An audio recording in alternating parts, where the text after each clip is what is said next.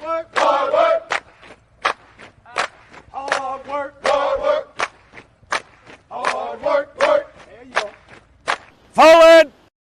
Hard work. Hard work. Hard work. Hard work. Hard work. Work. There you go. Forward. Hard work. Hard work. Hard work. Hard work. Hard work. Work. There you go. Forward. Hard work. Hard work. Hard work. Fall in. Hey, good morning, good morning, good morning. Y'all know what it is. It's me, your boy Trey, and this is E2G Sports Network presents First Formation Morning Sports Talk. So come on and fall in with us as we get ready to get into going. I don't know. Maybe today would be a day in which we would have a Bishop sighting. We know we have not seen him since the Super Bowl when the Philadelphia Eagles took an L to the Kansas City Chiefs by the score of 38-35. Maybe he pulls up, maybe he doesn't. Of course, when he pulls up, if he does pull up, we'll get to see or get to hear why is it he hasn't been around. Has he been dodging y'all? Any of that. So, of course, I won't state. I would just let him get on and say and talk about it for the most part. But in any case, I'm here. I'm with it. What's good with you, Eric? What's good this morning, brother? What's going on with you, man? Oh, he was on Facebook. Yeah, I told you you pop up somewhere. I knew it. You know what I'm saying? If y'all follow him or any of his social media, he know where to pull up or whatever case like that. So maybe, like I said, maybe he does pull up this morning. Maybe he doesn't. It remains to be seen. Until then, you know what I'm saying, the show must go on. Plenty of going on last night. Like we said, it was a slate of 10 games in the NBA. Still conversations and stuff going on in the NFL. Like we talked about, maybe some stuff that got lost and forgot. I forgot that Calvin Ridley was an NFL player. And I forgot that he's no longer with the Atlanta Falcons. He's with the Jacksonville Jaguars. So I know a conversation has always been had. Can Jacksonville take that next step for the most part? And that could be that's a situation in which we don't know. But Calvin Ridley's on that squad. We don't know what that might look like going forth. But definitely a couple of other things that are out there. As we know, the XFL is coming. Kickoff games, inaugural games starting this weekend, just like the NBA All-Star games start this weekend. The game just doesn't stop. It just rewinds in state when I looking at it. 1 second as I move to get my calendar. One of the calendars up. What's today? Today is February the 16th, on which the deadline for the playoff clubs submit their individual list for physician certified 2023 basic injury protection benefits candidates. So just some inside business stuff going on. Probably things that aren't so on us, in which we think about.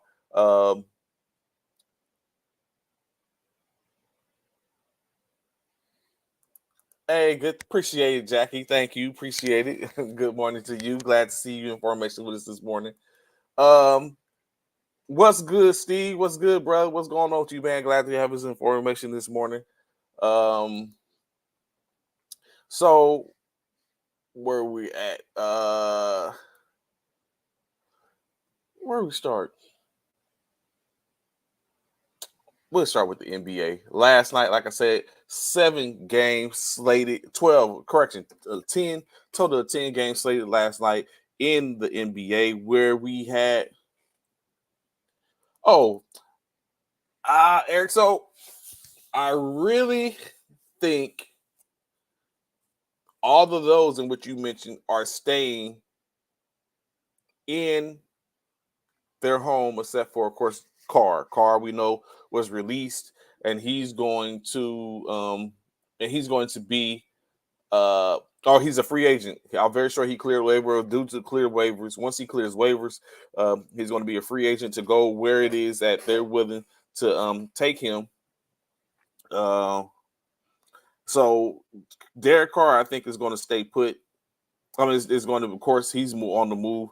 Lamar, I foresee staying put. Geno, I foresee staying put and signing a contract extension. I mean, another contract, maybe three years, maybe. I don't think he's break the bank. I don't think he's going to be one to make $40 million, but I think he should get a nice payday, and Geno should remain. Lamar, if I was to put a number on right now, ranking, okay, if they're leaving or going, I would say Geno is going to stay.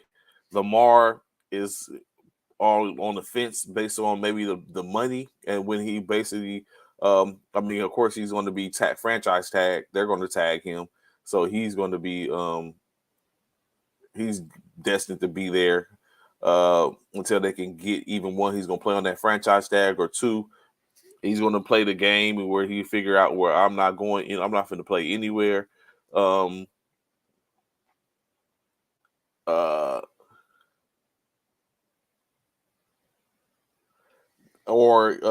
Lastly, of course, we know Derek Carr is already out. He's a free agent. He was released by the Raiders yesterday, in which basically put him in the position to where he can go wherever he wants. So that's where we have it. So I know he's not going to New Orleans, or maybe he does. Maybe he does go to New Orleans potentially. I don't know. Maybe they double back. There was the only people who wanted him to potentially trade for him. They just wanted to drop his salary or to get change his pay, but that was based on him coming from Las Vegas. Now that he's been released, he's on the books for Los Angeles, which means he may go back to New Orleans and get wherever they're offering him.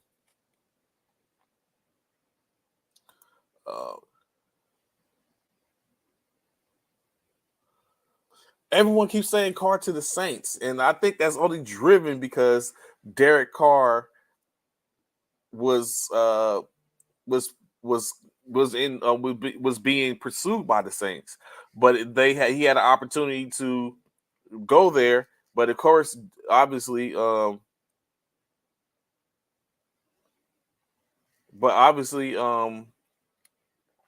they couldn't. They didn't come to a agreement, but like I said, that could have just been in the based on, you know what, we're going to force Las Vegas to release, and once they release, they're going to have to pay whatever is owed to him, and then that can come back to where the Saints can pick him up in free agency, and at that point, go from there. So maybe Carr does go to the Saints. I don't know. Do the Saints want Derek Carr? Does Derek Carr even want to go to the Saints in state? Like, I mean, they have Olave. We talked about it briefly yesterday. Olave, Landry, possibly Kamara, possibly Thomas. I don't know the in state, but Lamar.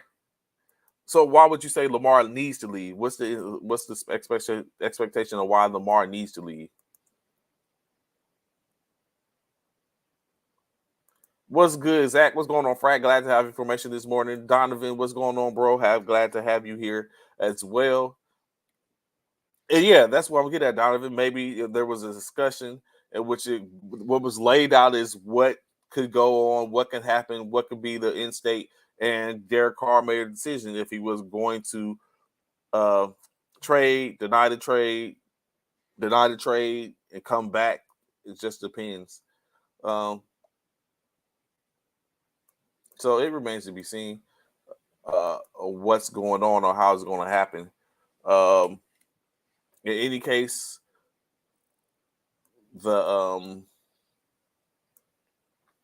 Saints are currently, I think they're without a quarterback. I don't know, Jameis or I always forget his name. I just think Red Rooster in my head. Jameis Winston or What is the quarterback's name? Now it's bothering me. I know his name.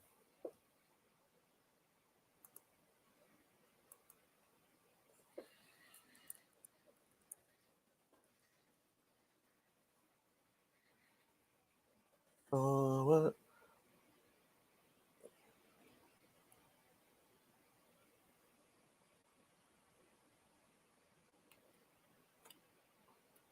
Now it's seriously bothering me. Uh,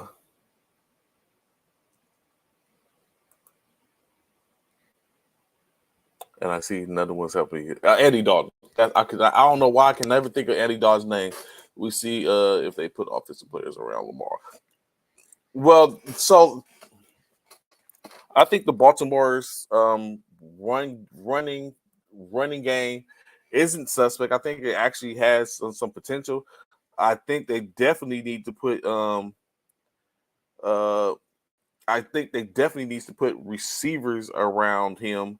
Uh Even though Hollywood wasn't the best of receivers, he was effective in ways, and he showed that he was, and it showed when it came down to them playing.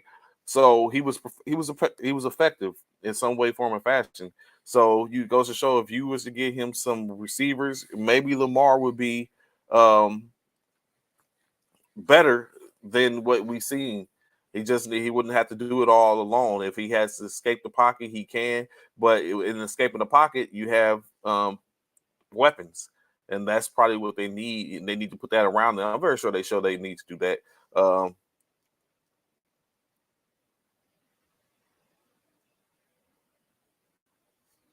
So it's definitely one of those days.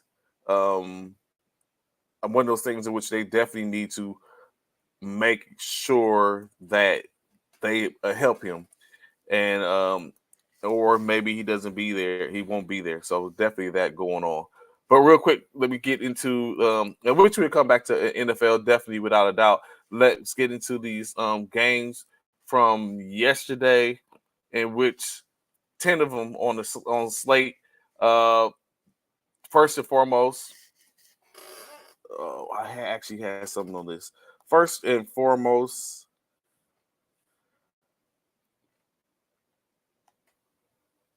we had the Chicago Bulls face off um, against the Indiana Pacers, in which the Pacers had to rally back from down 24 points to take care of business, getting the W over the Chicago Bulls from the score as 117 to 113. The Bulls in that losing effort, Zach LaVine cooking double, 35 points, 11 rebounds, 7 assists, 25 points, 3 rebounds, 2 assists from Kobe White, 19.7 rebounds, 3 assists from Nikola Vucevic, 15 points, 4 rebounds, 5 assists from A.R. Damansu. Uh, Alex Caruso, 5 points, 2 rebounds, 3 assists. Patrick Williams, 11 points, 2 rebounds, 2 assists. Dallin Terry with 2 rebounds and assists, and Andre Drummond with 3.7 rebounds on the night for the Pacers. 6 players in double figures. I don't know what Drunk said. He has been out all week drunk in the dark room eating cheese sticks, watching AJ Brown highlights. Hey, you know what, Drunk? Sometimes you got to do what you got to do to get through whatever your transgressions are. Uh, uh, Eric said that was BS. The Bulls gave them that game. Evidently, they did, Eric. 4 points, end up falling with 4 points. 24-point turnaround, 28 points. Turnaround, actually, when you take in consideration. Oh, what have we here? What have we here? I hear a ding, a pop in my ear. That can only mean one thing. Due to the fact I know I didn't give anyone else the code to get in. Only one other, well, 2 people has that ability. Well, a few, but 2 particularly. Bishop, what is good with you, bro? What's going on? What's good? WGO, WGO, what's going on? What's up? What's good? What's good? What's good with y'all? How y'all doing on this? What day is it? Thursday morning? I know it's like It's like, young man, what Really? year is it? Really, Eric? That's what we're doing right now. What's good? What's good, Zach? What's good, MA? What's good? What's good? How y'all doing, man? Let me first say this, man. First off, good morning. What Let is that me. background you have up? That's what we I'm doing. sorry. That's I'm what we sorry. doing. I'm sorry. That's what we doing. I just I Anywho, looked up and I was like, wait, what? we looking at the true co MVP over here in Jalen Hurts. But anywho, let me explain something to y'all real quick before y'all. Oh, really? The league Eagles have finally landed. Here we go. The man, the myth, the legend. Boy, y'all couldn't wait, huh? Y'all been just sitting back a long time. Don't see you. I feel you, no doubt. Let me say this: I was not avoiding the show. I had a lot going on. I spoke to Trey yesterday. I had a lot going on this week, and it just so happens that that everything just happened to fall at the time in which it fell. Like tomorrow, I won't even be on here tomorrow because I have an appointment at the VA, so I won't even be on here tomorrow either. So I definitely needed to show face today. But either way, yeah, I wasn't absent because of my Philadelphia Eagles loss. I need you to let me get that out there first and foremost. I was not absent because of my Philadelphia Eagles loss. I'm still fly, Eagles fly. Don't ever get it twisted. You know what I'm saying? However, to make up for I'm sure Trey was I'm sure Trey was on here mighty early on Monday. I'm sure he was probably on here at 8:30 before the show, waiting, twiddling his little thumbs, you know what I'm saying, waiting on me. I'm sure Eric and all of y'all, Don, all of y'all was on here just licking your chops waiting to see me. And y'all ain't see me Monday, y'all ain't see me Tuesday, or y'all didn't see me Wednesday. So built up the anticipation, and here we are today. And it is what it is, man. It made for a great Super Bowl 57 was a great Super Bowl. I will say that. However, with that being said, I'm not making up any excuses. Kansas City came in, did what they had to do to get the W, to be Super Bowl 57 champions. Got it. Moving on from that, though, a lot of things in that game that played a huge factor on why things turned out the way they turned out, in my opinion. One of the main things, and I even told Trey this, that field was horrible. It wasn't an advantage for us, and it wasn't an advantage for Kansas City. The field conditions were abysmal. They were horrible. There was many times in which you've seen plenty of players. We almost lost our kicker kicking the ball off. Almost lost his ankles trying to kick the ball off because of the field conditions. So that was horrible. That's one thing. I was trying to figure out Hurts fumble for a TD was the difference. Absolutely. I totally agree to that too. But hold up. But I will say this. Hold on. I can't believe y'all is letting him off with everyone with the fat. No more. I can't believe this is what I'm seeing right now. Let me have said that about the 49ers. I said it was a pool in Soldier Field with San Francisco lost to Chicago. That's nature. Oh my God! You can't control nature. Look at this. You can't control nature. You cannot control nature. This. Nature has no control. You cannot control nature. Those field conditions were, my God! I can't believe y'all is doing this. I can't believe this. The proof is in the pudding. You can't. You cannot fake nature, rain. That's God said. The field conditions are human sent. That was done by humans. That is nothing that you can say about that. What's up, Marcus? What's good? What's good, fam? What's good? I can't believe this. I'm just saying the field, and like I said, it was not an advantage or a disadvantage to either one of the teams because both teams were going through the same thing. You seen cleats piled up trying to get their footing. Like I said, either way, that didn't, that played. Has said, we had a quarterback that didn't have a damn elbow ligament. And I said that is like, Trey carried some Trey with the excuses. We talking about a field. Really drunk. The field, everybody sat here and saw the field. Everyone said the same thing. The field conditions were horrible. I can't believe The y'all field right conditions now, were horrible. bro. When it's all said and done, man, Kansas City are 40 Super Bowl 57 champions. I get it. I can't knock them for it. Oh They did my what they were supposed to do. goodness. However, like I said, I will say field conditions played a huge part because for me, as I explained to Trey, I didn't understand how Travis Kelce, their probably premier wide receiver or premier wide receiver / tight end, was wide open. When I look back at it and seen it, a lot of the people that were trying to cover Travis Kelce were slipping from safeties to linebackers. Everybody, they were slipping. Travis Kelce was open a great deal of times for about the closest person to Travis was like 15 yards away. It is what it is. I'm not mad. Bishop, what about that milk crate? Bro, now drunk, I will say, I don't know what, like Jalen, I don't know if his arm was hurting, his shoulder was hurting, but that was the worst Hail Mary I've ever seen in the history of football. That joker didn't make it half the field. We did get at you about the rain, Mom. No, but the rain, this is the thing, Eric. You cannot compare rain to field conditions. You cannot. The rain is like I said, is nature. You can't control the rain.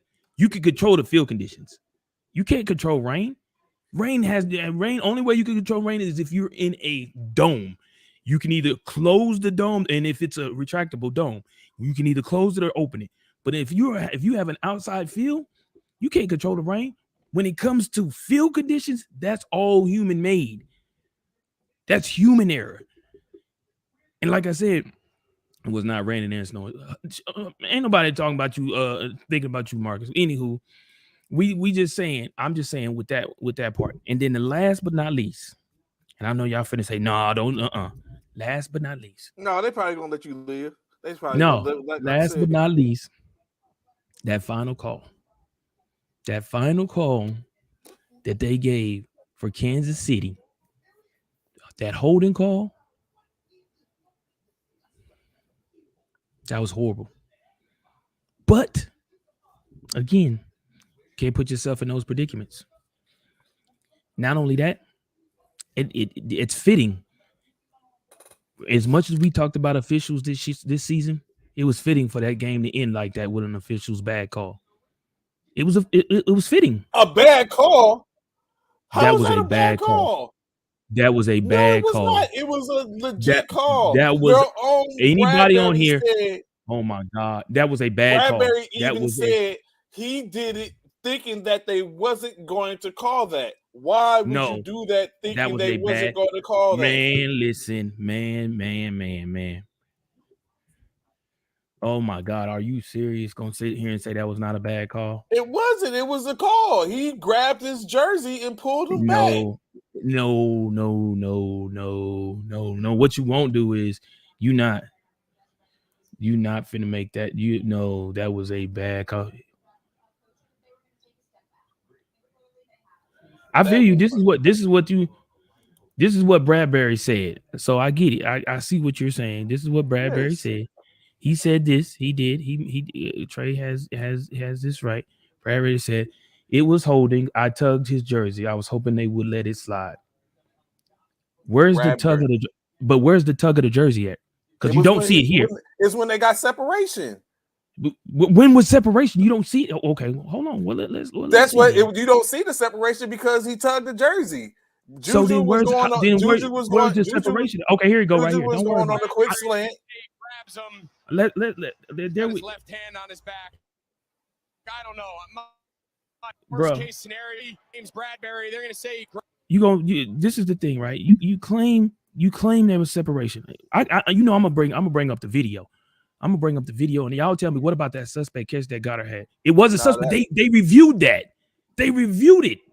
That's the thing. They reviewed that. You can't say that. It was. You can say that, but it was inconclusive. Trey, you on mute. We can't hear you. Can you hear me now? Can you hear me now? What's going on? You on mute. That's the second time it happened too. Hello. Here it is, y'all. Here it is. So y'all look. I'm gonna play it. Now I'm gonna give you all DBs do it. Some get away with it, some don't. Facts, absolutely facts, Eric. Absolutely facts. I do. A lot of them do it. You just like you can call hold on anything. This is my problem, and that's my whole. I'm glad you said that, Eric. Before I show this is my problem. You could call holding in every analyst, every official, every coach, every player can say you can't hear me or you can't hear Trey. I know we can't hear Trey because I said we couldn't hear Trey. But this is the thing. Every official, coach, player, analyst could say you could call holding on every single play. You can, and you can. If you really look and you want to be anal about it, you could call holding on every single play. This is my thing. I'm mad at the defense. I'm not mad at the holding call. I'm mad at the defense. What I'm mad about in regards to the holding call, you do not let the game be decided by this call. Why not? You do not let the game be decided by this call. Oh, Don said he can hear us both. I couldn't hear you at first, Trey. I don't know if you can say something now, Trey. Can you hear me now? No, I still can't hear you. Wow, I don't know what. I get Don can, but I can't hear. Everyone else can hear me. Hold on, let me see something. Oh, I know why I can't hear you. Hold on, Trey. I know why I think I can't hear you. Hold on. My fault. I know why I can't hear you. Talk now, Trey. Can you hear me now? Say something again. Can you hear me now? No, I still can't hear you. Hold on. Can y'all still can hear me, right? Yeah. Hold on. Let me see something. I think I know what it is for me. Hold on. All right, Trey, talk now. Can you hear me now? No, I still can't hear you. Can you hear me? Oh, my bad. Hold on, Trey. Talk now.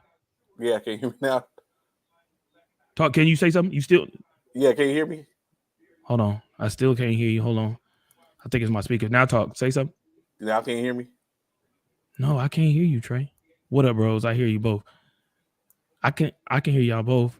What up, bros? I can hear both of you. Yeah, I can hear you. I just can't hear you, Trey. I don't know what's up. Maybe it's me. I don't know what's up. I'll check it out here in a second. Let me find out. Blame it on the ref. No, what I'm saying is this is my thing, right? And then I'm gonna fix my thing. I'm gonna play this and I'm gonna let y'all see. Say being that y'all can hear me and y'all can hear Trey, I'm gonna fix mine and see what's up. Why I can't hear him. But either way, this is the thing. It's not the fact. I do blame our defense because our defense did not show up in this game. What I'm saying in regards to the call is you do not allow the game to be decided by a call, though. You do not allow the game to be. Now, if it was pass interference, clear pass interference or something like that, I totally understand that. 100%. 100%. But look at this play, and y'all tell me if this was a justifiable call, especially at the time in which we called it. Because this, mind you, this is third down.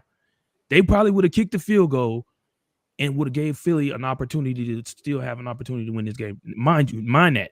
But let's look at the play. Look at that. Yeah, come on, man.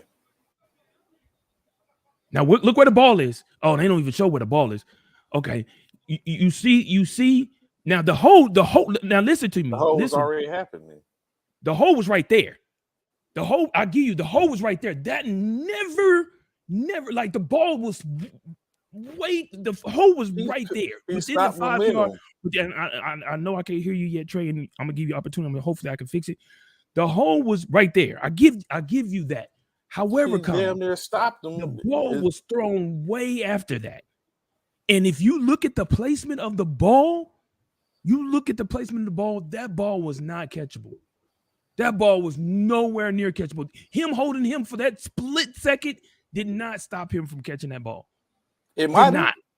It's possible. Again, like I said before, Juju ever had a chance because he that part drunk.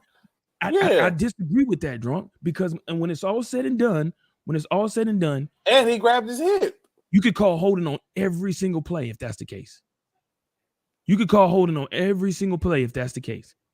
If y'all are going with that. But when I say that, me personally, that I did not feel that was a hole to where you make that call, and I get it. We see the hole. We see the hole. We get it. I totally understand it. But I'm hoping they show you. They're not showing where the ball was when he throws. They're not showing where the ball was. That's what I want y'all to see, where the ball was when it was where it landed. Where it landed. It didn't land nowhere near to where he could have got that ball.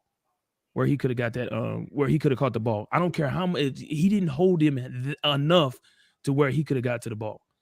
So my opinion. I know bitches have to work. So I mean, But when it you is look what at it it, is. You know what I'm saying? When it's all said and done, hold on, is this it? Oh yeah, here we go. Okay, here we go. This is the one I wanted y'all to see. I want y'all to see where the ball was. Look at where the ball is when he throws it. This is the one I want y'all to see. Look at where the ball is, where he, and you tell me, yeah, y'all be honest. Y'all tell me honestly, y'all think Bradbury would have got that even without the small little hole call. Look where the ball ends up. Bro, that's 10 to 15 yards away from him. so for one, it's not 10 to 15 yards, bro. Did you see where the ball landed? Did you see the ball almost landed out of bounds? If it didn't But land right on the line of the out of bounds, I but can't what read it, Trey. Hold it was, on. If not right on the out of bounds of where the ball landed, are you seriously calling that? Are you really think it's funny, both AFC? Do you really think? Because by this, the thing about it, the whole he's at a he look where the ball bounces, bro. but the There's no hole way. wasn't Like when you based look on. at it, I get it. Look, and it's so minute of a hole, bro. It never stopped him enough at full It did speed. stop him. At full speed, you could see that it didn't stop him enough to where you can It make fully that call, stopped him. bro. When you really look at it, it didn't stop him enough. You could call holding on anything then. Yeah, true You enough, could but that call if stopped that's him. the case. Like he stopped him. If you're gonna He call damn that near hole, you stopped need him to in call his all the tracks. petty holes. That All wasn't the a petty petty holes. hole. That wasn't a petty All right, hole hold on, though. Trey. Let me see if I can get. Let me see. Oh, hold on, Trey. Let me see if I can get you. I don't know what's going on. That so Let me go why he back to tries the to do norm. that in state, like it, true enough, CCU correct. It only matters on pass interference, but it was a hold in which he got held back. If you look at it again, he stopped him dead in his tracks from his Hold on, let me route. see. He got him. He caught him with the. He had him going in on the slant. He doubled back. He pulled his jersey, but allowed him to recover, and then he grabbed him on his hip to slow him down a little bit. Yes, Juju probably wouldn't have got there even if that, but he would have had more of an opportunity to either make a play on the ball or, excuse me, or not make a play on the ball. Had he allowed him to go ahead and run the route, then it would have determined if it was or wasn't that. But he grabbed him by the jersey. It was good conceivably a hold. Holding the holding is questionable, but that push since he did that was a flag. 7 yards best ahead of him. The end zone is 10 yards plus. You got to assume he gets 1 or 2 yards further without the grab. Doesn't qualify as out of reach like other passes.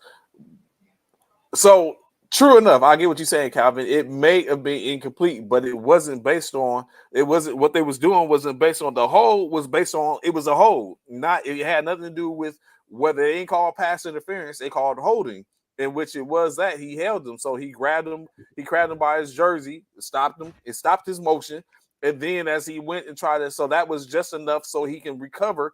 The hold was to recover, and then after the hold, he grabbed his hip a little bit that kind of stopped his mobility. So no, he didn't. He probably wouldn't have got there in time. It was a little out of reach for him, but they called holding. They didn't call pass interference. They called holding.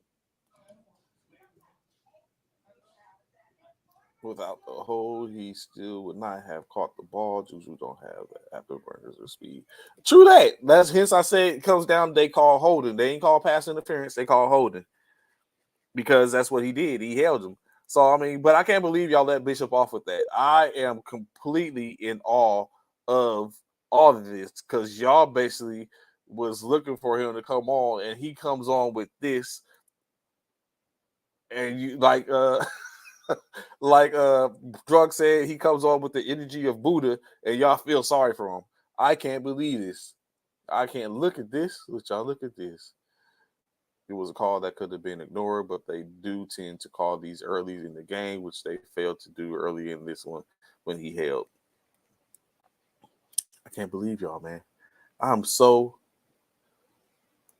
I don't know what to say. I don't know what to say at this point. I'm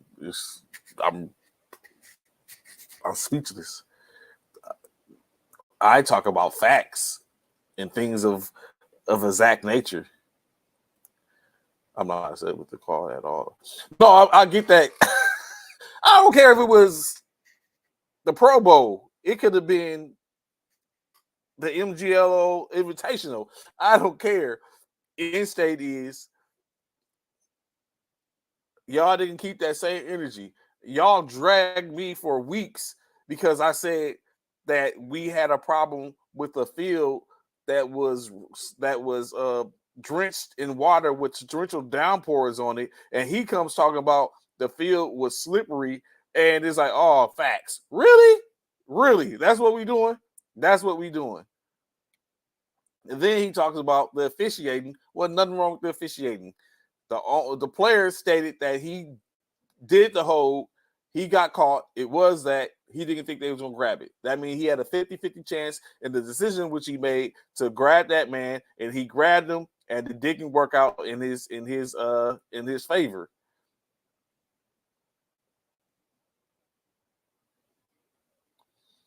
That's what happened. And y'all let Bishop pass with all that type of stuff.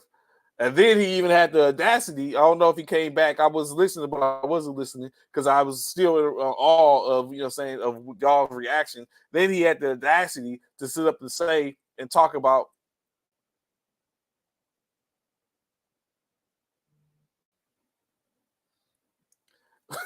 what catch are you talking? How was that? That was how. Stop it, Coach Cal. How was that illegal? I don't know what you're talking about. I just know we got the catch. It was unfortunate. Diggs, in my opinion, if I remember correctly, Diggs went to hit him as opposed to went for the touchdown. I mean, went for the ball, and Kittle recovered.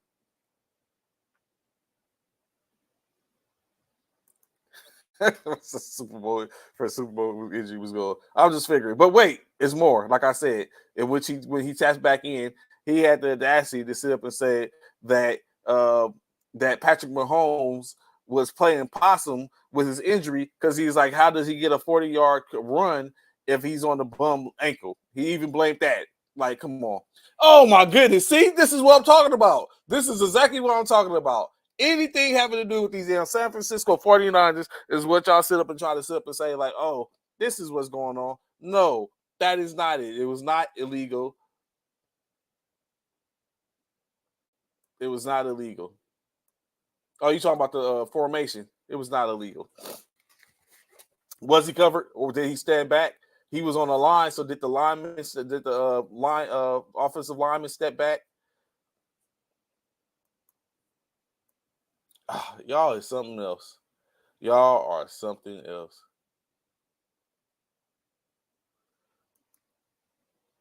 Y'all are something else. And then y'all talk. You know what? I got it. All my life, I had to fight. I got to fight with Bishop in reference to the 49ers. I got to fight with the commentary in reference to the 49ers. I got to fight with y'all in reference to the 49ers. All my life, I have to fight. I'm fine with it. I'm cool with it. So as Bishop goes out and comes back on, additionally, like I was just talking about with the Chicago Bulls, as we talked about what the numbers were for the Bulls, of course, the Indiana Pacers, as I was just saying, 6 players in double figures, led by Buddy Hield's 27 points, 4 rebounds, and 7 assists. Thank you, Anthony. 27 points, 4 rebounds, 1 assist, 21 points, 7 rebounds, 3 assists from Aaron Nesmith, 17 points, 9 rebounds, 1 assist from Miles Turner, 14 points, 4 rebounds, 2 assists from Benedict Mathin, 14 points, 2 rebounds from Chris Duarte, 2 points, 4 rebounds, 7 assists, TJ McConnell, Tyrese Halliburton, 16 points, 3 rebounds, 8 assists, 2 points, 4 rebounds from Jaden Smith, 1 rebound from Isaiah Jackson. In any case, it all in the winning fashion as the Bulls come back from a 24-point deficit to get the win, 117-113, the last game before the All-Star break. With that win, going into the playoffs, not the playoffs, the All-Star break, Indiana Pacers are 26-34. The Bulls 26-32, just 2 games ahead of the a game ahead of the Pacers as they continue to move forth up and down.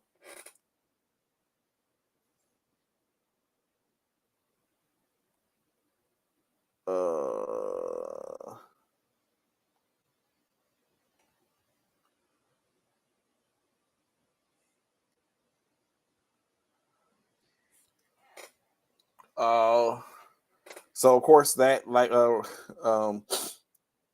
Eric was saying, basically completely and utterly completely a debacle for the Bulls.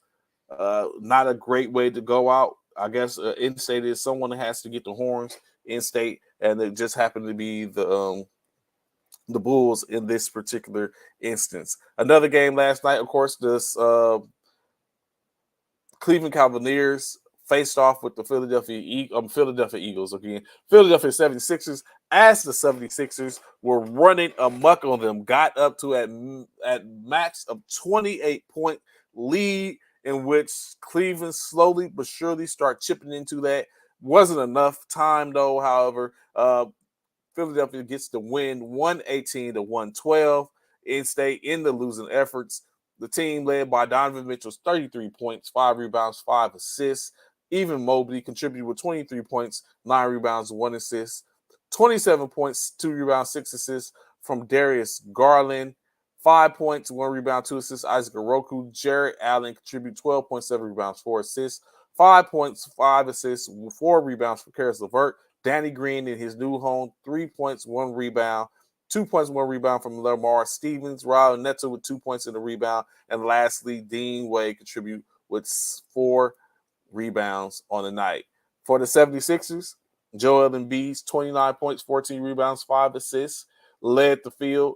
James Harden contributed with 19 points, 4 rebounds, 12 assists. 17 points, 2 rebounds, 4 assists from DeAnthony Melton. Tyrese Maxey with 16 points, 2 rebounds, and 2 assists. Jaden McDaniels, 4 points, 4 rebounds, 2 points, 2 rebounds to George Niangs.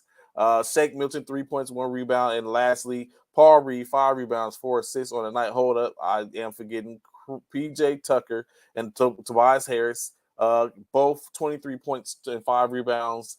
Combined 13 points, 2 rebounds from Tobias Harris, and 10 points, 3 rebounds from PJ Tucker, all in the effort to get the W. Pretty close, 28-point turnaround. Remove in the as Philadelphia allowed Cleveland to get back in the game. However, as I stated, it wasn't enough as Philadelphia gets another win going into the All-Star break, or their last game before the All-Star break. Very effective. The Hornets gets the win versus San Antonio, 120-110 in the losing efforts. Malachi Branham, 23.6 rebounds, 3 assists, 21 points, 8 rebounds, 4 assists from Keldon Johnson, 17 points, 3 rebounds, Doug McDermott, 12.6 rebounds, 2 assists from Diop, 14 points, 12 rebounds, 5 assists from Zach Collins, 10 points, 4 rebounds, 4 assists for Devontae Graham, as Devontae is really getting into the groove of things now that he's been moved from New Orleans over to San Antonio. Charles Bassey, 4 points, 11 rebounds, 3 assists, 2 points, 3 rebounds for Dominic Barlow. For the Hornets, a triple-double by LaMelo Ball, 28 points, 12 rebounds, 10 assists, 22 points, 10 rebounds, 1 assist from PJ Washington. Additionally, Gordon Hayward contributed with 16 points, 5 rebounds, 3 assists. Double-double for Mark Williams with 12 points, 10 rebounds. Dennis Smith, 10 points, 5 rebounds, 9 assists, just 1 assist short of a double-double. Bryce McGowan's 11 points and 6 points from Richards and JT Thor. 3 rebounds, 4 assists, all for the win with the Charlotte Hornets 17-43 going into the break. With Spurs 14-45. I guess playing for continue the trying to get in position for the Wemba Yamba sweepstakes. Who else? Of course, a lot of others. I'm trying to look to see who I want to highlight next. The New York Knicks, 33-27 with the win over the Atlanta Hawks, who fall to 29-30. The Hawks, led by Trae Young's 19, DeAndre Hunter's 20 points, 4 rebounds, 3 assists. Trae Young chipped in 19 points, 1 rebound, 11 assists, 12 points, 2 rebounds from AJ Griffin. Newly acquired Sadiq Bey, 2 points, 5 rebounds, and 1 assist. Anyika Agwangu, 7 points, 4 rebounds, and 1 assist. Bogdanovich, 8 points, 3 rebounds, 3 assists. DeJounte Murray, 6 points, 5 rebounds, 3 assists. 8 points, 2 rebounds from John Collins. Clint Capella lastly, 10 points, 8 rebounds, and 1 assist on the night. The Knicks, in their winning efforts, Jalen Brunson poured in with 28 points, 9 rebounds, and 5 assists. Julius Randle with another double-double, 25 points, 11 rebounds, 2 assists. RJ Barrett, 17 points, 5 rebounds, 2 assists. 13 points from Josh Hart. Emmanuel Quickly with 14, and Obi Toppin, 11 points. Quentin Grimes, 6 points, 3 rebounds. And lastly, Isaiah Harrison with 6 points, 11 rebounds. As New York continues to push on, staying in, staying in good position with the win. They go to 33-27. Atlanta Hawks 29-30. That win, in my opinion, is key element in like having a certain feeling going into the All-Star break, knowing that after this break is up, after this weekend is up, it's time to get back to work and now really make a push and something to play off of with that W. Basically 6 games above 500 for the Knicks. Of course, we'll look at what there are in the position in the East as into the being automatically in or getting into the play-in, just on the cuffs of that. Who else we had last night? So we went over the Pacers, the Hornets, 76ers, the Hawks, the Boston Celtics, just coming off an overtime loss to the Milwaukee Bucks just the other night. They come back with an 18-point dub. Welcome back to their top players. Of course, in losing Bogdanovich, 28 points, 5 rebounds, and 2 assists on the night. 17 points, 5 rebounds, 4 assists from rookie Jaden Ivey. 11 points, 5 rebounds from their newly acquired James Wiseman. 14.6 rebounds from Isaiah Stewart. 10 points, 2 rebounds, 9 assists from Killian Hayes. 8 points, 4 assists. Corey Joseph. Alec Burke, 7 points, 1 rebound, and 3 assists. Isaiah Livers, 2 rebounds, 1 assist. The Celtics, of course, top man, Jason Tatum comes back, 38 points, 9 rebounds, 7 assists. Welcome back, Al Horford, 11 points, 7 rebounds. Welcome back, Marcus Smart, 9 points, 7 rebounds, 6 assists. Of course, Sam Howard's at 5 points, 2 rebounds, 1 assist. After having a pretty good night when they were all gone. Derek White, 11 points, 4 rebounds, 6 assists. Blake Griffin, 9 points, 5 rebounds, 1 assist. Malcolm Brogdon led the field with 25 points, 3 rebounds, 6 assists. 8 points from Luke Cornett. Grant Williams contributed with 9, and J.D. Davidson lastly with 2 points. Of course, we see that Robert Williams and Jaylen Brown were not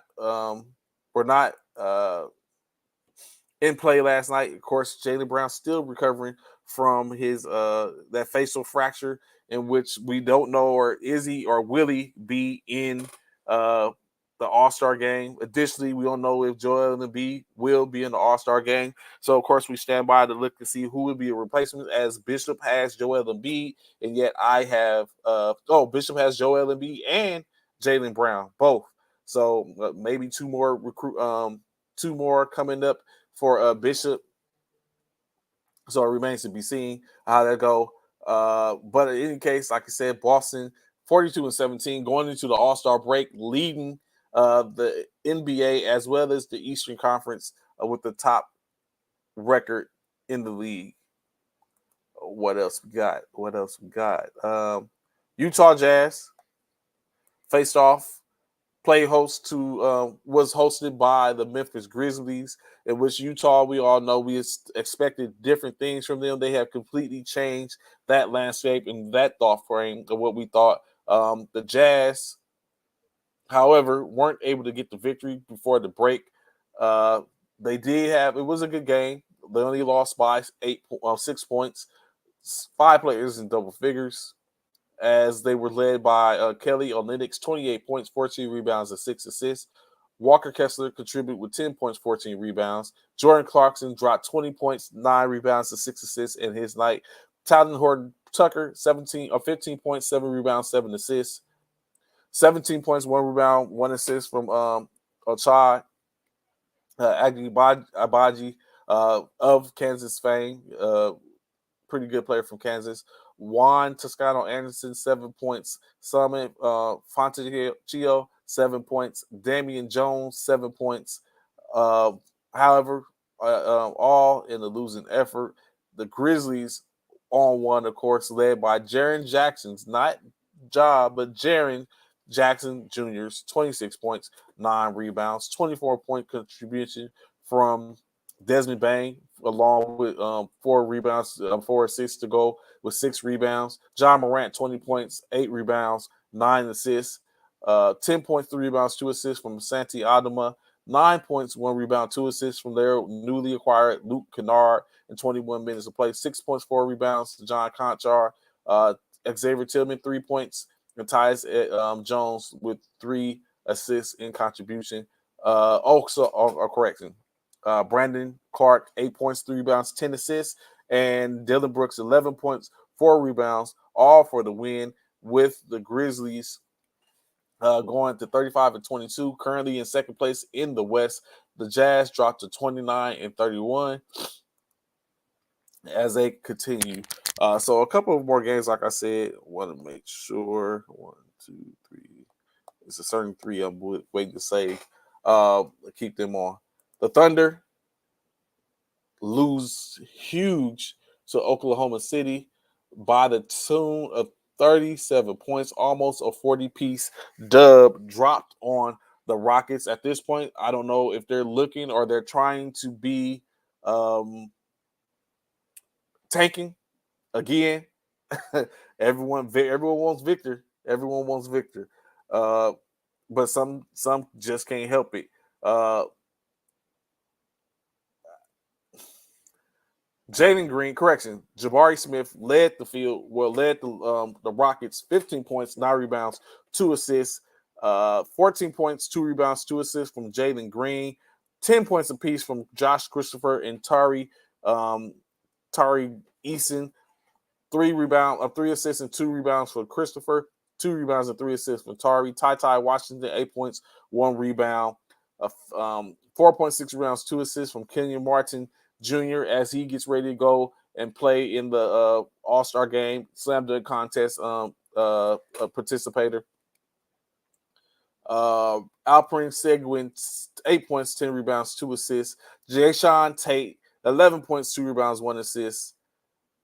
Darius Day, 7 points, 3 points from Trevor Hudgens. Frank Kaminsky contribute with 4, and Boban Marjanovic contribute. Manjanovic contribute with 2 points, 2 rebounds on the night. The Spurs are hanging tight with 14 straight losses. I can't wait to see the Rockets versus the Spurs. That's crazy you say that, Coach Cal, because that and what's funny is they both would go and neither one of them end up winning the first number 1 pick, overall pick. And I wonder, additionally, like, who is there any do they owe any draft picks or anything like that? Is there anything that's going to keep them from getting that end up getting that first pick? But in case it didn't happen, who else we got left? Are we down to the last 3 that I was holding on to? Of course, tapping in, the Nets hosted the Miami Heat in the game in which newly acquired Mikal Bridges goes off for his career high 45 points in the 11-point dub for the Brooklyn Nets. getting a 34, going to 34-24 on the night. Heat 32-27.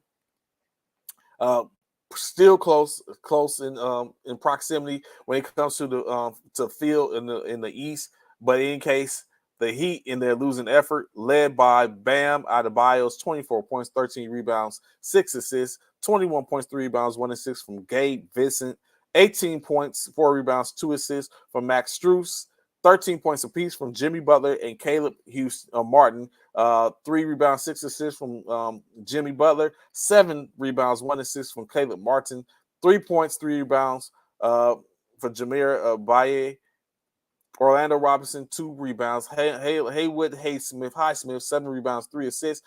Duncan Robinson, 6 points, 3 rebounds, 2 assists.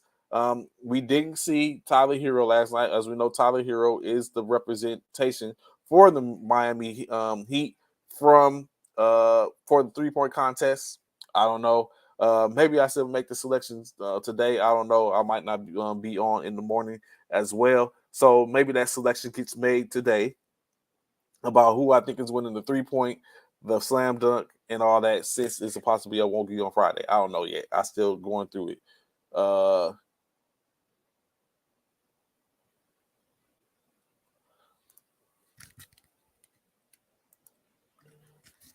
For the Nets, like I said, Mikal Bridges drops career high 45 points, 8 rebounds, 5 assists, 19 points, 2 rebounds, 4 assists from Cam Thomas. Cameron Johnson, 18 points, 1 rebound, 3 assists.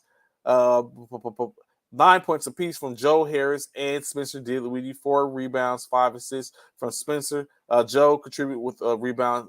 Ben Simmons, 2 points, 4 rebounds, 4 assists. Royce O'Neal, 8 points, 3 rebounds, 4 assists. Nick Claxton, 4 points, 9 rebounds. Dorian Finney-Smith, 2 points, 4 rebounds, 1 assist. Seth Curry and 10 minutes of play didn't have record anything. I wonder and feel I never feel the love with the Heat's roster. Spoelstra has really turned water and wine with that group as they get older. Tough defense and grind out victories become harder and harder to get. I get Kyle Lowry probably wasn't the right person to bring into that system, in my opinion, as well, Coach Cal. And in-state, like you said, they're doing the best they can with what they got. He continues to try to do it, but it's Jimmy needs help. Bam is starting to come along and even maybe take over what was once perceived to be Jimmy's team. I think is turning more into Bam squad. You got brashness in Kyle Hero. You got Oladipo that's on there that got a little fight to him when he's on. And they're true. They're undersized. You know what I'm saying? They're undersized as well. Caleb Bam is there's only so much a Bam could do. So I think they're one. I mean, we always say 1 or 2 pieces maybe away. That definitely Kyle Lowry was in the selection, which would be interesting if maybe they're in the sweepstakes or maybe they're trying to get at Kyrie next season. Maybe they're a dark horse to get him to bring in something where that might make a difference. Definitely Kyrie at the point with Jimmy, Bam. You got Duncan, Tyler, so it might make a difference. But right now, they're just wishing on a star, hanging on the thread at this point. So I agree with you, Coach Cal. Other game last night, speaking of it, Cal, Buddy Hield, 3-point champ, Kenyon Martin slam dunk tap. Actually, Donovan, well, I won't get to that. I'm definitely going to get to that. Last night, Dallas Mavericks dropped yet another one. Cal, what's good?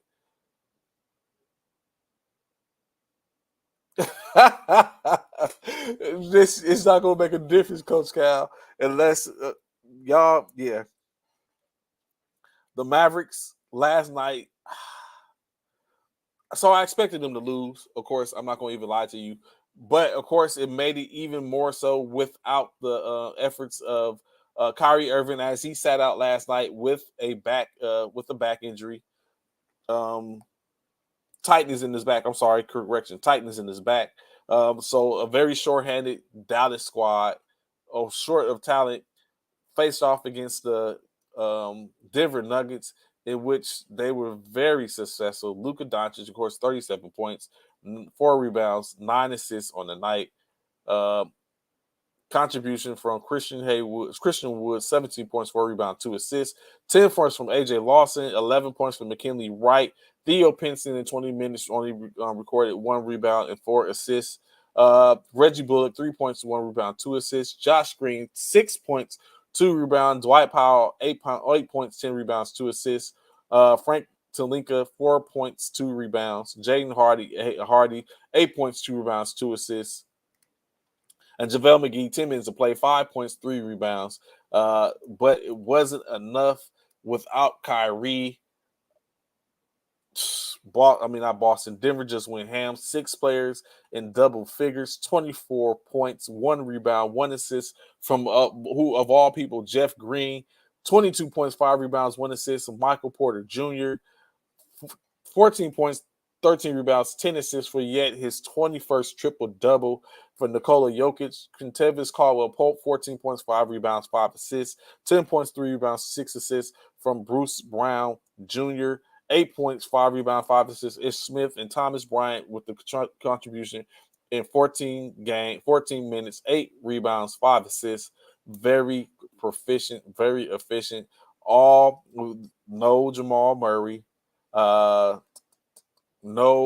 Aaron Gordon, a 9-point W for the Nuggets, improving to 41-18 on the year. Dallas drops to 31. Coach Cal stating, now why did we have to stop my mask? At my mask, we were without the guy we traded Dinwiddie and Finney-Smith for, and now Hardaway Jr. joins Kleber on the injury list. Once we get healed, our opponents will feel our wrath. I feel you, Coach Cal. The Nuggets don't get much airtime, but whenever I see them, I understand why Jokic is a 2-time MVP. On his way to 3 times, I think. It's crazy. And he didn't start out like that. I just knew, the way Luka was playing, that it was Luka's to give up. But at this point, it looked like Jokic just snatching it. Like, stop playing with me. This is mine.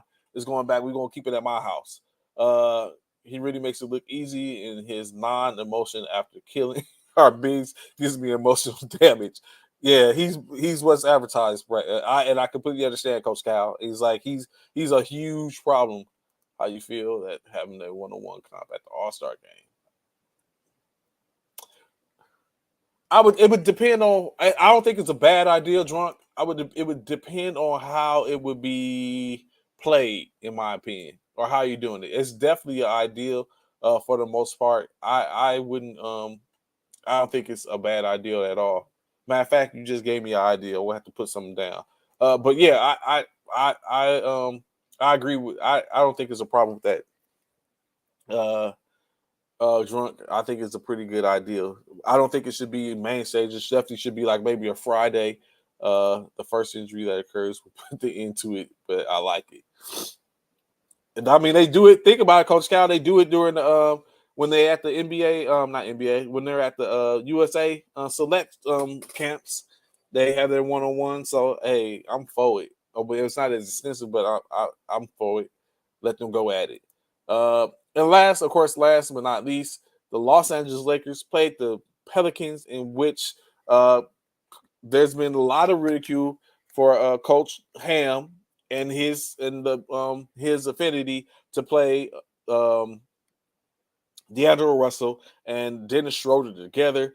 He went ahead and sent Dennis Schroeder to the second unit with Troy Brown Smith and Uriah Hachimura, and it ended up being pretty good, I guess you could say. Last night, the Lakers hosted the New Orleans Pelicans, and by the tune of a 120-102 victory, they improved to 27-32, 5 games below 500, but going in with a win at the break, looking at what they can do to beseech or do better in later on. Basically, 23 games remains on their schedule where they gotta win at least 20 of those. I think I would like to see 20 of those, 48, 47, and 32 or 35. will be helpful. I think they need 20 of them to be effective, unless they can get help from somewhere else just to get back into it, holding on to that clips. In any case, the Pelicans, in their losing effort, led by Brandon Ingram's 25 points, 1 rebound, 1 assist, and 4 rebounds. 22 points from CJ McCollum, 6 points, 9 rebounds. 14 points, 11 rebounds for Willie Holman Gomez. 11 points, 3 rebounds, 5 assists from Herb Jones. Jonas Valanciunas, 12 points, 11 rebounds, 2 assists. Trey Murphy, 2 points, 2 rebounds. As we know, Trey Murphy is also a participator in the slam dunk contest this weekend. 2 points, 2 rebounds from Jackson Hayes. 1 point, 3 rebounds, 1 assist from Kira Lewis Jr. Darion Seaborn didn't contribute anything. What's good, Mr. Richardson? How's it doing out there in Washington? I know you're out there for the Classic. Can't wait to see or hear about it. Jose Alvarado, 2 points, 3 rebounds, 2 assists. And Najee Harris, 3 points, 3 rebounds, 1 assist. And Josh Richardson, 8 points, 3 rebounds, and 2 assists on the night. The Lakers, however, led by LeBron James. Wait, hold up. I thought LeBron scored more than that. Anyway, LeBron James led the field. No, correction. Anthony Davis, 28 points, 10 rebounds, 5 assists. D'Angelo Russell, 21 points, 2 rebounds, 7 assists. They are, Couch Cal. You are so right. They are. It's a gauntlet. They're gonna have them coming out. They already got first game out the gate on the 23rd is Golden State. I know they play Denver. They play Dallas. They play Memphis. So it's going to be. Matter of fact, I want to tap into that to sip and give a snapshot of what that looks like. Donovan said this new squad is looking good. Just wait till the chemistry gets right. Watching the next play this season. I just don't, I just don't like seeing Julius Randle play. I don't know what it is. Maybe it's I got a deep-rooted thing because I felt like he took money from us at end date. So Kyrie versus LeBron. Yes, Dallas versus LA when it come back. Dennis Schroeder, 10 points, 1 rebound, 2 assists. Austin Reeves, 5 points, 2 rebounds, 3 assists. Malik Beasley, 8 points, 3 rebounds, 2 assists. Mo Bamba, 16 minutes, 4 rebounds, 4 points, 6 rebounds, 1 assist. Ryan Hachimura, 4 points and 4 rebounds. Wayne Gabriel, 1 assist. Devin Reed, 3 points and 1 rebound. And lastly, Lonnie Walker, the 4 points on 3 minutes of play. So what I think is coming down to is it's going to get a little testy, in my opinion, because now with the new Lakers outcome, you see people like Lonnie Walker, only three minutes played last night. Hachimura, 16 minutes played last night. Now they have more talent, and now what we were seeing and what we was looking at is like, okay, we cooking with oil now. Now it's some delegate relegation on the bench. Malik is going to get his, of course. Beasley. Russell's going to get his. Reeves is a staple. He's going to get his. Darren Schroeder. So right there, potentially, is a rotation. Now you have potentially Troy Brown falling out the rotation. Hachimura slightly, maybe, but he's on the second unit, so he's going to actually probably be good. He's like in the 8th-man rotation. But people like Gabriel, it's going to get tough. You think so, Coach Kyle? Well, Lonnie, from what Coach Ham said last night is Lonnie is on that second unit. So Lonnie, Hachimura, Ronnie Hachimura, and Dennis Schroeder, Troy Brown, all on the second unit. Michael Beasley is reaching out to the Lakers. What you think? Nah. I hear that, Mike. I mean, of course, we've seen Michael Beasley play, but I don't think Michael Beasley got it like that anymore. Walker shoots the 3 better this year, but career-wise, Beasley is a safer choice. I agree with you, Coach Kyle. I like Malik Beasley. long, athletic. I like Beasley. Hopefully he does well and really helps us out going in. So, of course, like I said, with the win, the Lakers fall to 27-32.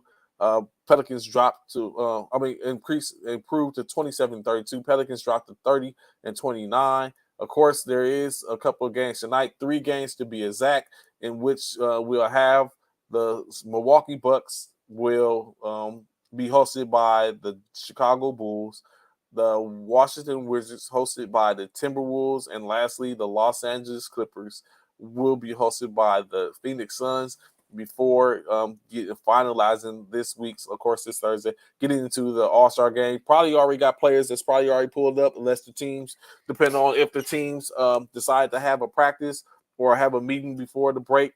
I would have thought they probably got the day off. Go ahead and start travel, get there early. And we still have to see the team selected. There's still to be an understanding whether or not if people like Jaylen Brown as well as Joel Embiid are going to be replaced on the rosters. So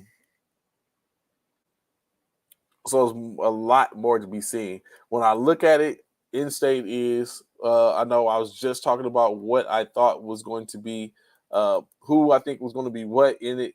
Like I see Donovan already gave in and typed in and said he think Buddy Hield wins the 3-point championship, Kenyon Martin the slam dunk championship. In my opinion, I'm going with Mac McClung for slam dunk championship.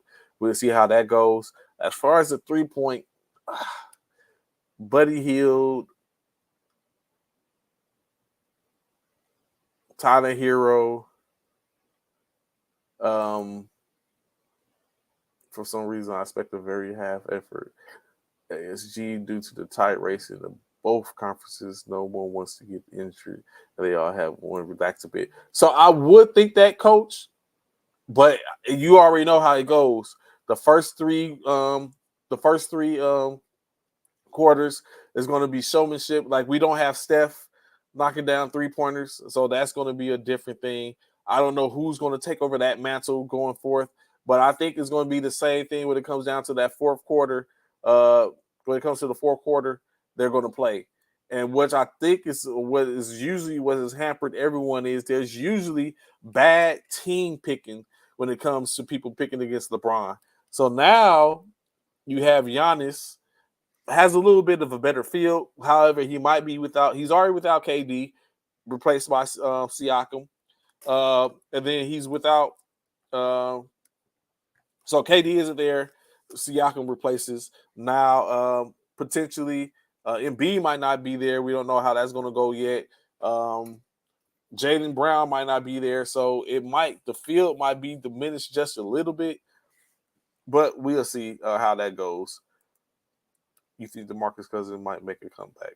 I would have thought that the Lakers I thought the Lakers were going to possibly pick up DeMarcus as like they tried out Leonard, they tried out DeMarcus, but now, of course, it's probably not looking like that. They got some pretty good players. They got some deep backcourt, some front court, backcourt help. There's no need for him. So if he comes back, it won't be with LA. Probably what's up, Leslie? What's good, bro? The younger all-stars will go off. And that's the part, Coach Kyle, I was about to say that. I think now what's going to also make it is you got people like the first-time people that's going to be there. Anthony, what's his name from Minnesota? He's pulling up. Melo, Cousins, Dwight. Oh yeah, they done. Those are definitely done. They should do the Elam ending in the fourth. I think that's a staple now, Donovan. I think without a doubt they're going to do that. 8 points added to or something like that. I think that's a staple now. They're going to, the first three they're going to be played out, and then they're going to. I think I have to go back and look to be sure. Yeah, it's crazy. LeBron always draft good. I don't know what the other captain be thinking. I don't know either. LeBron has won since they start imposed the picks of the head vote getters pick for the East and the West. LeBron is 5-0, and he's picked against Giannis. He'll pick against Giannis for the second time. He's picked against Kevin Durant. You think that's maybe that might be something? Maybe LeBron ends up falling into where Kobe didn't fall when he didn't want to at the end state. GM, Pelinka brings him in. You never know. You never know.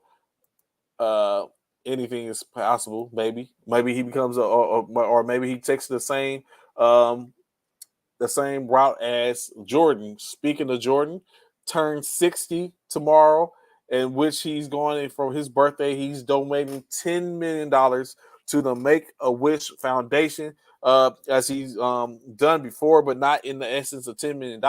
He additionally also says, what if people want to honor him on his birthday and give him a birthday gift, do the same, make a donation to the Make-A-Wish Foundation. $10 million for his 60th birthday. That's how he's celebrating it. Who's down with him? Who's giving to the Make-A-Wish Foundation? As we know, the Make-A-Wish Foundation looks at granting wishes to those kids that have ailments that could potentially can be terminal, which they want to give them an opportunity to experience something prior to having to not have an opportunity to experience it. So we'll see. We will definitely see. But definitely on that, actually, let me see so I can make sure I have it exactly 1 second. Giving the full rundown on All-Star Weekend before we move on.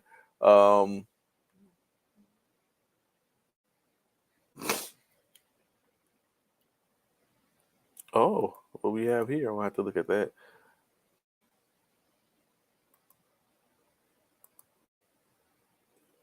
One second. Something else I was waiting to come back.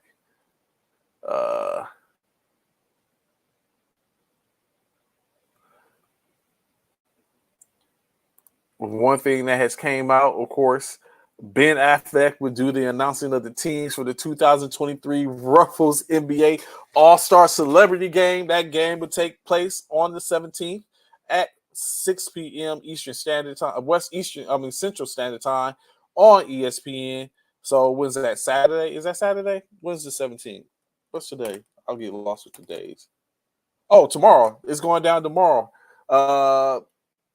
Of course, some people that have already been announced to play in the All-Star game. Grammy Award-winning physicians, actors, and athletes include 21 Savage, Giannis, Thanis, and Alex Antetokounmpo, Alex Bergman, Kane Brown, Cordray, Calvin Johnson, Marcos Mion, The Miz, y'all already know who he is, Jesser, Nicky Jam, Fat Joe, Lisa Leslie.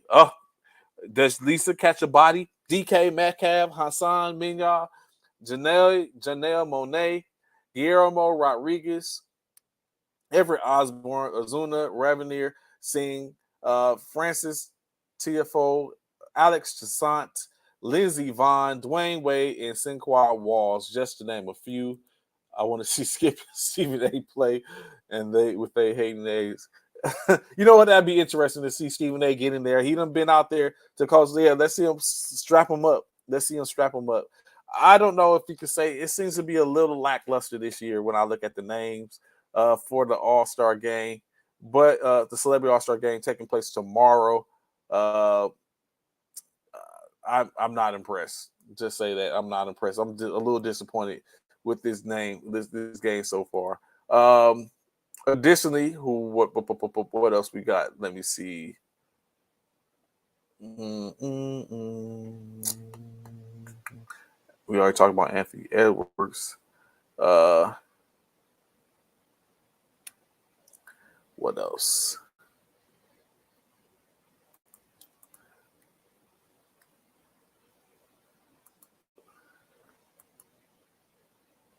One second. As we already know, track for the All-Star. The Skills Challenge, Team Antetokounmpo, Ball versus Jordan. Oh, my goodness. The Skills Track, Saturday, February 18th. Kickoff at 7 p.m. The Kia Skills Challenge, we already know Team Antetokounmpo's. That's Alex, Thanis, and Giannis to play. versus Team Jazz, which leaves Jordan Clarkson, Walker Kessler, and Colin Sexton versus Team Rooks, which is composed of Jaden Ivey, Jabari Smith Jr., and Paulo Banchero. In that one, my prediction is Team Jazz, the home squad, gets the victory in that one. Why you say they need to change the voting, Anthony? I see that. I think that's I'm stamping it right here. Team Jazz wins the Kia Skills Challenge. Additionally, 3-point shootout. Damian Lillard, Lauri Markkanen, Anthony Simons, Jason Tatum, Tyler Hero, Buddy Hield, Kevin Horter, and lastly, Julius Randle is in it. Yes, Randle will replace Portland. Anthony Simons. So and Randle replace Anthony Simons. So again, Tyrese Halliburton. That's the other guy. Jazz should win, but the Rooks could shock them if Kessler can't get through the drills. 3-point shootout. Let me run that name back again. I agree with you, Coach Cal. That would be my second one. I don't think the Cooper brothers is going to make it. They was horrendous last year. But going, like I said, 3-point shootout. Again, Tyrese Halliburton for the Pacers, Tyler Hero for the Miami Heat, Buddy Hield, Indiana Pacers, Kevin Horter, Sacramento Kings, Damian Lillard, Portland Trailblazers, Lauri Markkanen for the Utah Jazz, the hometown favorite. Julius Randle replaces Anthony Simons, and Jason Tatum for the Boston Celtics. I know my brother said Buddy Hield, but I think Kevin Horter is going to scorch the Nets. I'm going with Kevin Horter in this one. Dame Lillard was my pick initially. Or I think, actually, let me go back. Dame Lillard is who I'm going with, but I have a dark horse, Kevin Horter, I think is going to do some damage. And might even walk away with it. So Jason Tatum, I'm the 3-point and the All-Star. Yes, Jason Tatum is in 3-point and All-Star. There's a couple of people that's playing. Giannis, like we said, he's playing in both the the Skills Challenge and in the All-Star game. Slam dunk contest. We know 4 participants. For the Philadelphia 76ers, Matt McClung. That's my choice. I just say off the rip. Trey Murphy III for the New Orleans Pelicans, Jericho Sims for the New York Knicks, and Kenyon Martin Jr. for the Houston Rockets. I think Mac McClung will be victorious in that game on that day, which of course that's the culminating event at 8 p.m. to start 8 p.m. So I agree. That's why I believe Leslie Mac McClung is pretty got some giddy ups for a smaller individual.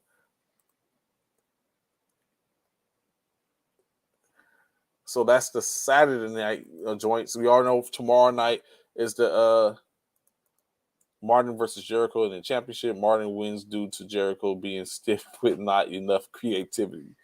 And that's the main thing. The creativity is the biggest part. What Grief Week and the Skills Challenge doing, what he's got no skills like that. McClung will miss a ton of dunks, I believe. I think McClung puts it down.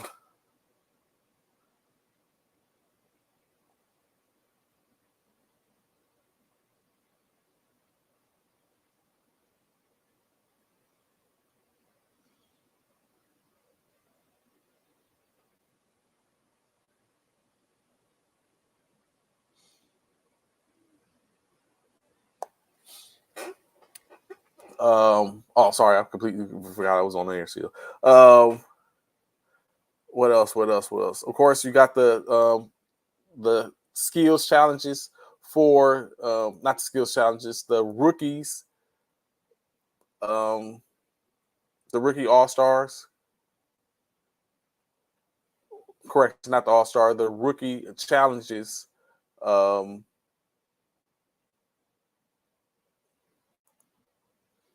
The rookie challenge, Rising Stars. That's what it is. The Rising Star Challenge that goes on as well. 17 selected. correction, 3 teams of 7 selected, as well as the G League select team. I'm looking for the information for that to make sure to capture that and talk about that a little bit before we move on. Yes, correct, Donovan. That is correct. In which the Rockets have been presented. I'm trying to find it. I know it's here, but that's let me see for a second.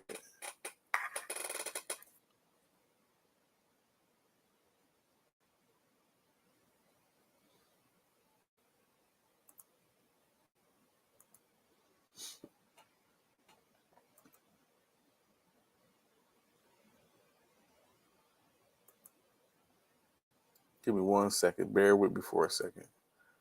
I think I found it. Rising stars, rising stars, rising stars.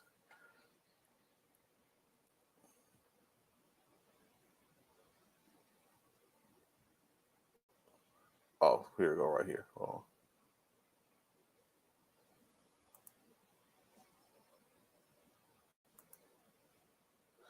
One second, because it's not.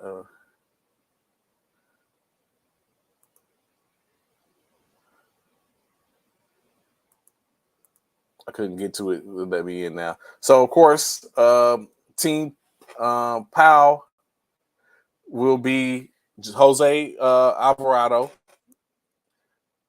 Paolo Banchero, Scotty Barnes, Jaden Ivey, Benedict Mathurin, Keegan Murray, and Andrew Nebhard. That's a pretty good squad, in my opinion. Team Deron Williams will be Jalen Green, AJ Griffin, Bones Highland, Walker Kessler, Trey Murphy III, Alperen Seguin, and Franz Wagner. For Team Joakim Noah will be Jalen Duran, Josh Giddey, Quentin Grimes, Evan Mobley, Jabari Smith Jr., Jeremy Socon, and Jalen Williams. And lastly, Team Jason will be composed of the G League squad, which is City, Cisco, Scoot Henderson, Mojave King, Kenneth Lofton Jr., Mac McClung, Leonard Miller, and Scottie Pippen Jr. That G League team sounds like a problem. If y'all ever say Kenneth Lofton Jr. he plays aggressive and physical, which might be too much for that team. I would like to see. I think we get Team Jason. I think we get a Team Jason versus Team Powell in the finals for that, and at that point. Okay, you talking about the rookie with this new format? I think it's true, Coach Cal. Definitely, with this format is definitely different type of vibe. So I think this Team Powell versus Team G League or Team Jason is where it's at, in my opinion. I'm not ready to say who will win yet, but I think that's the final. But of course, the Rookie All-Star Game starts tomorrow night, 8 p.m. CST Central Standard Time on TNT. ESPN has the Celebrity All-Star Game. It should be lit. It should be lit. I look forward to seeing that. Of course, like I said, moving on just a little bit into it was something else I had to do. Okay. Oh, I know what it was. Moving on real quick. I got Team Powell. But I think the G League team, select team, is going to have a squad too. That's where I think the championship is going to be. But I'm rocking with Team Powell over Team Deron and Team Jason over Team Joakim. So moving into the NFL, right? Earlier, I was talking about or bringing up and discussing what the Jags could look like next year. They will have yesterday wide receiver Calvin Ridley applied for reinstatement. As we know, Calvin Ridley basically was he was given a suspension, a year-long suspension. Oh, correction, a definite suspension based on the fact that he betted on NFL teams. He even betted on his own team, even though he did have his team winning. Although he wasn't playing at the time, he was away from the game. He betted a total of $1,500 in a parlay in which it was found that he was out of state betting, and they basically gave him a suspension. Now Ridley has requested to be back in the reinstated back in to where he could potentially be a problem. I mean, he's due to make $11 million as long as they're picking up his 5th-year option, as he is still under his rookie contract. Really might be an issue, along with Christian Kirk and even Evan Ingram, Zay Jones. It could get pretty dicey there in Jacksonville. So it looks to see how that's going to turn out. He is applied. Commissioner Goodell has to look over his application due to it being gambling. Maybe, I don't know if it's going to go a little longer. There wasn't a definite suspension. So we don't know. I guess we'll see in the coming weeks if Roger Goodell allows him to get back into the NFL, or if he's going to have to go through a series of events that he's going to have to do to get fully be reinstated. But when he comes back, it might be a great asset for the Jacksonville to have him back. In other news, the Seahawks lose their passing coordinator, or correction, quarterbacks coach, Dave Canales, to the Tampa Bay Buccaneers, as Canales has been selected to run the new offensive coordinator for the Tampa Bay Buccaneers. Going forth, of course, like I said, Canales was the Seattle Seahawks quarterback coach, in which presumably he did well with Geno this year. He was served as a quarterback coach before while Russell Wilson was there. Now he will serve as the offensive coordinator for the Tampa Bay Buccaneers. However, we don't know what that looks like exactly, due to the fact that we don't know who is going to be the Tampa Bay Buccaneers quarterback going forth, and who are they going to be planning around. But of course, it remains to be seen, if possible, who they get, whether it be a drafted quarterback, or someone that's already there. They currently only have Kyle Trask, former University of Florida quarterback. That's the only person they have, and still under their contract as a signal caller. So it remains to see who's going to be in that position. Of course, additionally, staying in the coaching realm, that's what you can talk about for the most part at this juncture in the season. The Mike Flores, of course, accepted the position as a defensive coordinator for the Minnesota Vikings. At one point, Flores was in the running for the Arizona Cardinals head coaching position, but he said he went to a church in Pittsburgh one afternoon, and in that sermon, he received a message, and he heard a message, and the message spoke to him, and the message spoke and said, you can have growth and you can have control, but sometimes you cannot have it at the same time. And so with that message, Brian Flores took it and said it spoke to him. He decided maybe it was best for him to go with, because he had been offered the Minnesota defensive coordinator position, and he decided that's a growth position. So he decided, as opposed to waiting to have control, i.e. the head coach position in Carolina, he decided to go with the growth position, in which he went to Minnesota. The following day, or a couple of days later, Arizona decided to announce that they have selected defensive coordinator from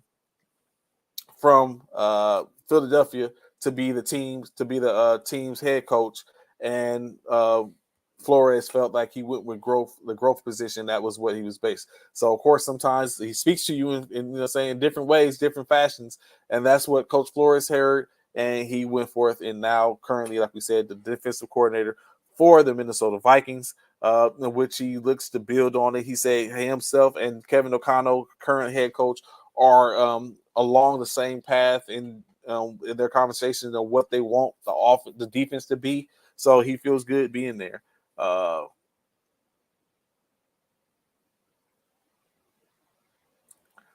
course, the Kansas City Chiefs get ready for their parade for winning the Super Bowl. Or have had to win. In that, they're saying basically they're not done yet. Looking more for more Super Bowls. It's a possibility. I mean, I don't doubt that. Is that the case? Is Kansas City the new dynasty in the NFL? Do we see where Patrick Mahomes is going to be in the big show year in and year out? Is he the new Tom Brady-esque type player where we consistently see it, or is it just now Kansas City the dynasty, and no matter who's there, they're going to be victorious? Of course, that's another remains to be seen situation going forth, and the question will be answered.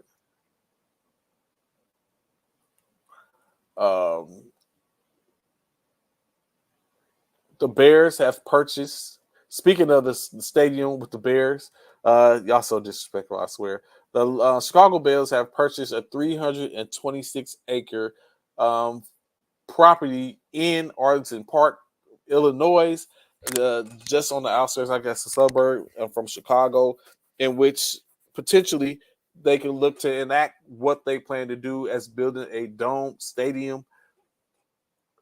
I know the mayor of Chicago, who is currently running for his second term, it says it's a good thing that they have purchased that, but the ideal is that they look to try to do what they can to keep the Bears in Chicago at Soldier Field, to where they could potentially dome Soldier Field and let them stay in where they are currently, as well as doing some upgrades on.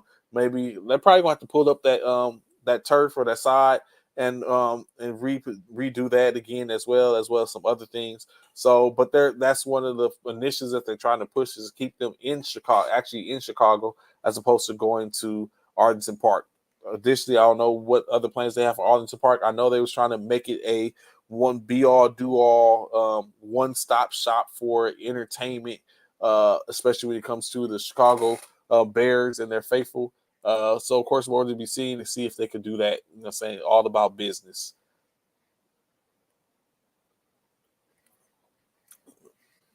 So, currently, we know that the NFL is looking to get into teams getting dome stadiums like them better. Teams getting dome stadiums, I like them better. Well, of course, say it takes away the elements, Anthony. It takes away playing in the elements. Just like we was talking about the other day, Derek Carr is atrocious when it comes to playing in the elements. But if you put him in a place where the elements are, where it snows and rains and all that type of stuff, gets 40 to 32 below, and you put him in these positions, he's likely, he's likely to be a better in that sense, because it's in a dome. He can play in Detroit. It's domed. We can play in, what's another place that's dome? Somewhere like Green Bay wouldn't be proficient for him.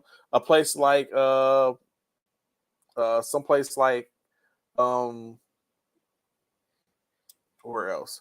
Oh, New York wouldn't be good for him, because there's always places in which it snows and it gets cold. So it just depends. But domes is where it's seemingly going to be and where it's at. And they're really starting to, teams are starting to make a jockey to get in that position where they can utilize those type of assets. Of course, we have the draft coming up. April draft is going to take place April 28th. 4 rounds. Oh, correction. Starts on the 27th, I think. Yeah, starts on the 27th. They go to the 27th to the 29th, where the first round would be drafted on the 27th. Rounds 2 and 3 to be drafted on the 28th, and 4 through 7 to go on the 29th. already know, aforementioned Chicago Bears currently hold the number one draft position. What do they go after? Do they bring in a receiver? Are they going to go after a quarterback and maybe move Justin Fields if they have any takers? Are they looking at being drafted, going back, pushing to the back, drafting down, and picking up some draft picks along the way, future draft picks? At number 2, the Houston Texans don't really need to make a move to get in to probably get their quarterback, especially when the expectation is probably that Chicago isn't going to draft the number 1 quarterback unless something happens to where they're willing to trade Justin Fields to Houston to get some draft stock, and Houston can move up. That would be an odd situation, but it's possible. Arizona Cardinals at number 3. At number 4, the Indianapolis Colts. Are they looking to improve their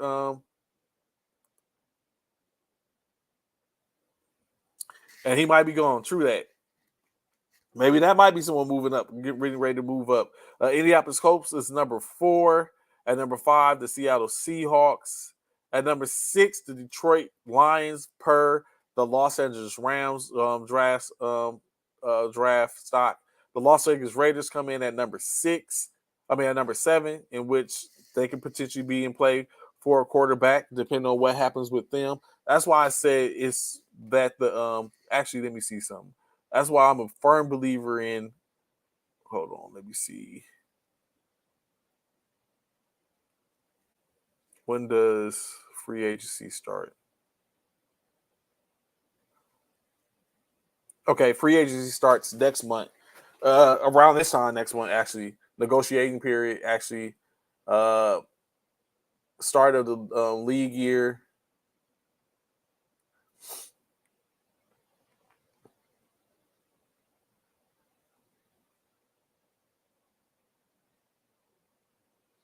One second. I want to get the exact information.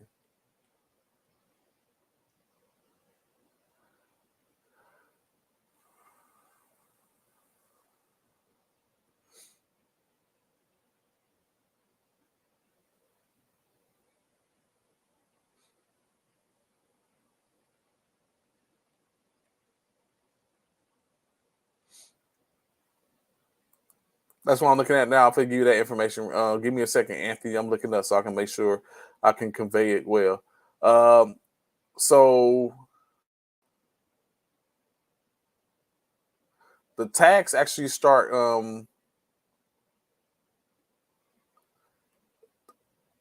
March 7th. March 7th is where they can start to put transition of franchise designate players for the well, they have the deadline.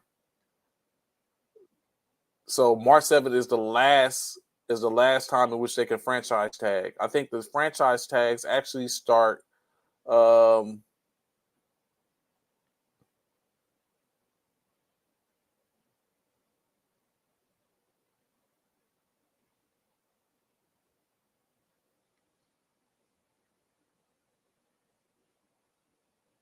21st. So next week, basically. What's today? The 16th. So 5 days. In 5 days, they can start. Clubs can start putting franchise tags and transitional players. So we could potentially see Williams. Lamar Jackson or other players getting franchise tag or transition tags placed on the players. They start on the 21st. They have to be placed by the 7th, by 4 o'clock Eastern Standard Time. Has to be placed on the player. Of course, if it isn't placed on the player, then the player becomes a free agent if available. College pro days begin on the same day, the 7th, where we're going to take a look at players, draft eligible players, draft eligible facilities visits begin. So it's getting ready to go down. It's like it just stopped and it's getting ready to kick back up all over again. And then which free agency starts around the 13th. of March. So you get the free agents and get to see what that looks like.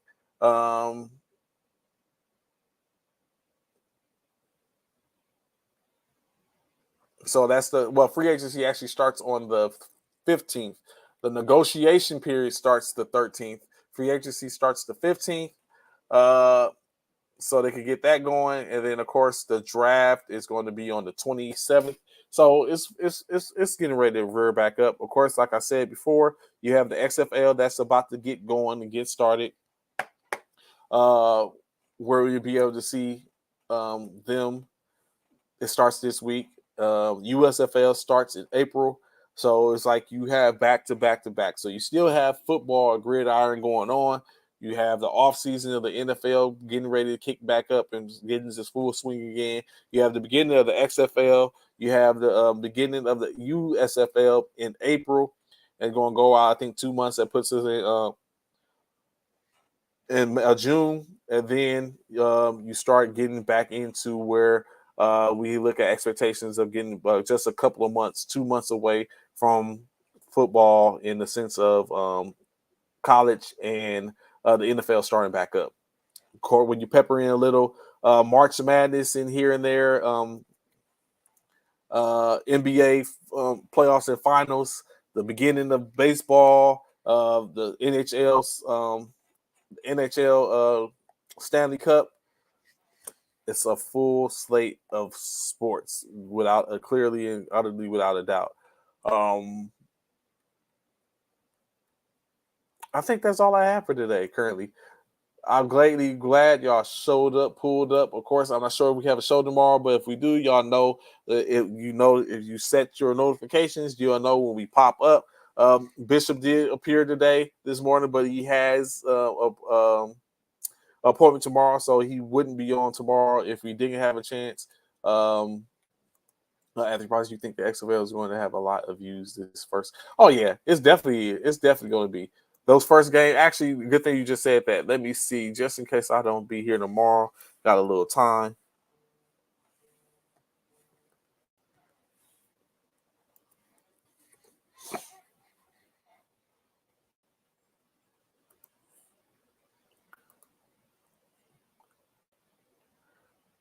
The XFL, of course, week 1, you got at Chattanooga Stadium in Arlington, Texas. So if you're in the Dallas, Arlington area, you can definitely tap in to see the Vegas Vipers at the Arlington Renegades for the XFL. Additionally, who else we got going on? What else we got going on? At the TDECU Stadium in Houston, Texas, the Orlando Guardians will be hosted by the Houston Roughnecks. The St. Louis Battlehawks will be at the San Antonio Brahmas in San Antonio at the Alamo Dome at 2 p.m. on the 19th on Sunday. Who else? The Seattle Sea Dragons will be at the DC Defenders in Audi Field, Washington, D.C. So that's another game. That's the 5th game. Who else we got? Those are the games. 5 games. 5 games for the kickoff. I'm very sure. Brett Hundley. Oh, I didn't know Brett Hundley is the quarterback for the Vipers, is it? Brett Hundley is getting ready quick as possible, but the UCA star.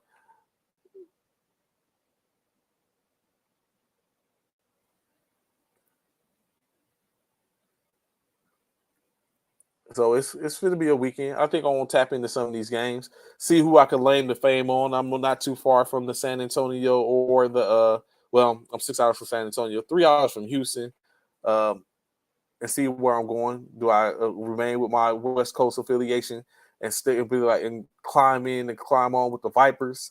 Some other things might make me to where I might be like, you know what, I'm cheering about this team. So that is yet to come. We'll, of course, be able to see that and tap into that. So be sure to check into that. Get your feel of gridiron, pigskin. If you take a look at the USXFL and see what their product will be. We saw the USFL last year. XFL probably do some good, looks good. If I thought about it, I might actually still try to make a game. I might have to do some conversation and see if I could get to the game and check any of those out, though, especially the one in Houston, the Roughneck one. That'd be the closest. 8:30 on a Saturday. Maybe I have to see. In any case, like I was saying, greatly appreciate y'all tapping in today. Tomorrow's Friday, whether we're here or not, I bid y'all a great weekend to start. This is your weekend eve. I got games tonight in the Mural, so I get to see some basketball play with our high-speed veterans, of course. And if you're in the Washington area, the Capitol Hill tournament or in military basketball tournament is going down very soon. There's going to be some key teams there. We had some of the coaches on, Coach Rail from Gordon. We got who was that? Eustace is going to be in effect. I'm very sure they're going to be there. Richardson is there, so you're very sure he's scouting to see what they get or what's going out there for the Army, the Air Force team. So a lot going on down in the area. So if you're around the Washington area, be sure to go tap in, check out the Classic, Capital Classic. We should be looking at seeing some rankings come Monday morning per the National Military Basketball Tournament Committee. So a lot going on, of course. And reference also NBA, and from the NBA standpoint, Commissioner Mike Myers,